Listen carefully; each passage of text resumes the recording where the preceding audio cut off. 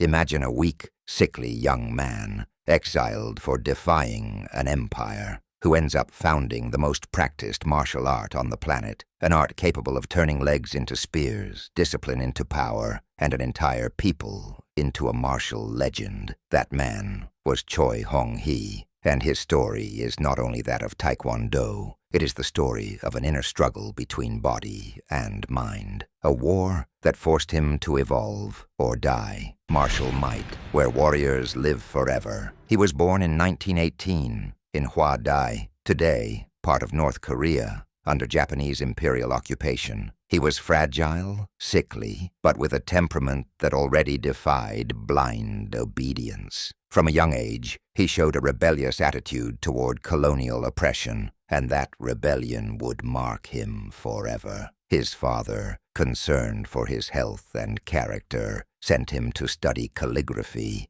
under the guidance of Han Il-dong, a master who not only wielded the brush, but also practiced Taekkyon, a traditional Korean martial art based on fluid motion and spinning kicks. And so, in silence between ink strokes and leg twists, the legend began. At 18, Choi left for Japan to study, but there he found more than books. He found karate. He trained in the Shotokan style, under great masters like Gichin Funakoshi and his son, Gigo. His body hardened, his will sharpened. He combined what he brought from Korea with Japanese precision. Without knowing it, he was crafting a new system. Then war broke out, and with it, the darkness. Like many Koreans under Japanese rule, he was forced to enlist in the imperial army. But deep inside, Choi never stopped fighting for the freedom of his homeland. Accused of conspiracy against Japan, he was imprisoned in the final days of the war. In a cold, isolated cell, with no future or homeland, he did what only the great do in defeat. He kept training. He struck the air. He visualized battles. He turned every thought into technique. He taught other prisoners and forged a vision to create a martial art that would not only defend the body, but the soul of an oppressed people. And it was in that cell that he designed his first tool, a pattern of movements that represented not only defense and attack, but dignity in the face of humiliation. That tool would be called Hwarang, in honor of the ancient Silla warriors, noble youths who defended Korea with courage and principle. For Choi, it wasn't just exercise, it was a declaration. After Japan's surrender in 1945, he returned to Korea, and with him, a dream returned. He wanted a new art, neither purely Japanese nor merely traditional, a synthesis, an evolution. It wasn't karate, it wasn't Taekkyon, it was something different, a fusion of Japanese linear power and Korean explosive fluidity,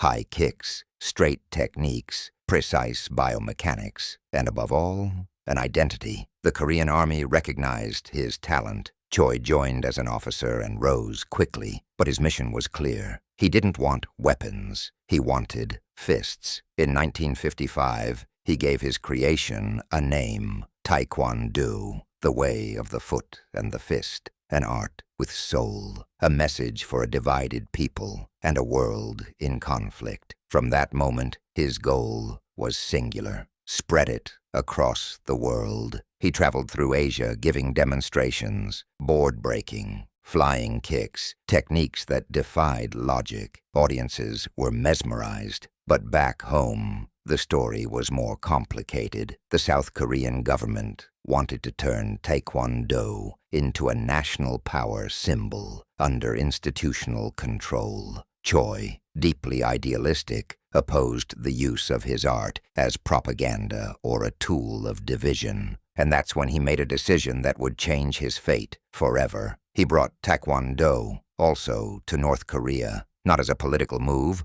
but as a symbolic act. Choi believed his art should unite, not divide, that Korea was neither North nor South. It was one nation, torn by history. That decision cost him dearly. He was rejected by his country, criticized by the South Korean government, and forced into exile. He moved to Canada, where he lived the rest of his life. But he never stopped. From there, he founded the International Taekwondo Federation, ITF. And from there, he brought it to more than 100 countries. He organized tournaments. He wrote the definitive technical manual. He created a system so detailed, every strike, every stance, every spin followed a clear biomechanical logic. It wasn't just art. It was science, with spirit, movement, with philosophy. Despite controversy, his figure kept growing. He wasn't a showman. He was a general, but one who now commanded without soldiers, only with the strength of an idea. In one exhibition, already over 60 years old, he broke 10 wooden boards with a single side kick. The audience didn't know whether to clap or hold their breath. No one dared blink. His style was direct, linear, precise, based on the principle of equal and opposite reaction. If a circular attack came, he responded with a straight line. If someone stepped back, he advanced. If someone struck, he struck first. But his greatest power wasn't technique. It was his mind. His philosophy was summed up in 5 principles: courtesy, integrity, perseverance, self-control, indomitable spirit. That was Taekwondo, and that was Choi. In his final years, he visited Pyongyang again. He was received with honors. The division of his homeland pained him, but he still believed Taekwondo could be a bridge, not a border. In 2002, he passed away in North Korea. He was buried there as a hero,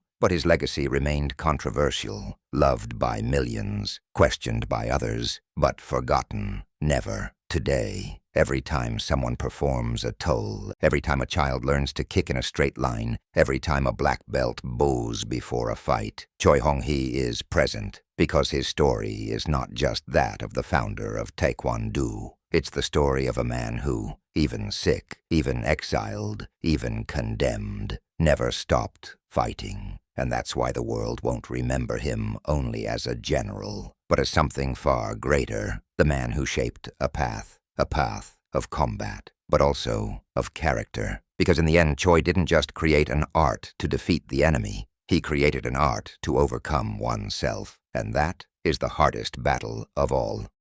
And perhaps the greatest lesson Choi Hong-hi left behind isn't found in tournaments or black belts, but in the idea that every strike thrown with discipline, every fall endured with courage, is a step forward on the path to mastering oneself.